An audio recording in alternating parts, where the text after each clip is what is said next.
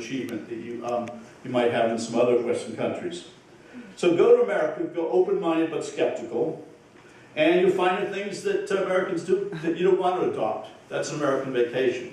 He's working on a grant.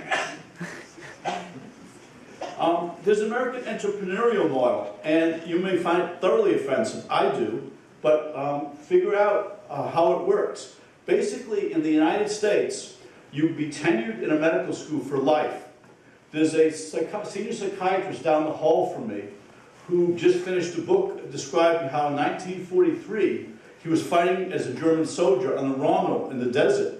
He got captured by the Americans and was in a prisoner of war camp, and when he finished his medical training, he read, and then he finished his medical training when he got out. Now he's a psychiatrist down the hall from me, and he's still going strong. Another of our colleagues was the personal physician assigned to the Emperor of Japan during the American occupation. So people can go on forever. You have your tenure forever, you don't have to retire, but you don't get paid. So basically, if you have a tenure at a medical school, you get paid only what you bring in from grants or from pharmaceutical companies. I know some of the chairmen of departments at University of Pennsylvania make 600,000 euros a year, but it's all at risk. It all could go away. And if they suddenly lose their funding, then they're given a so-called golden parachute, 2 years of much less pay, and then so long. And so it's a rough system, and you might not want to ever have to adopt to it. And I think the Dutch system, for all my criticism of it, I think the Dutch are more inclined to have a balanced life.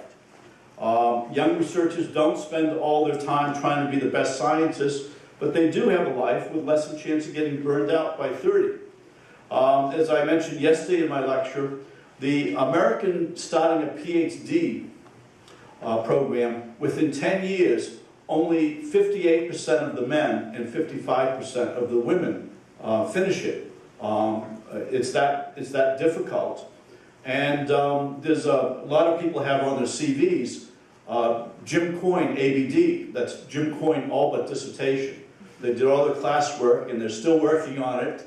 And I know when I was on the faculty at Berkeley, University of California, Berkeley was a very competitive place, and the bars were filled with waiters and waitresses who were ABDs, and they were just, it was 12 years out, some even longer than that, working on their PhD. It's a very different system. And I don't care how high your H-index climbs, the love of your partner, your children, your parents, your friends are not dependent on it. And the telling truth is, hopefully you don't think about yourself in terms of how high your H-index is. And Americans tend to do that. And you meet them at conference, and they'll talk about somebody, and rather than tell them about what's going on in so-and-so's life, they talk about, did you see their H factor? So the final advice is aspire for the extraordinary. I'm excited about doing science. Nobody wants to stay in the way of that. But while you're doing this, remember to cherish the ordinary.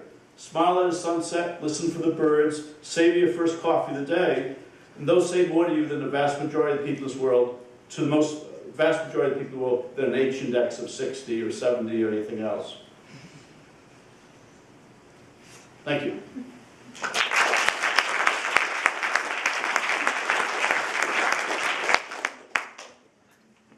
Does anyone have a question for James COYNE? Was it clear? I think it was pretty clear. Thank you very much. It was really nice.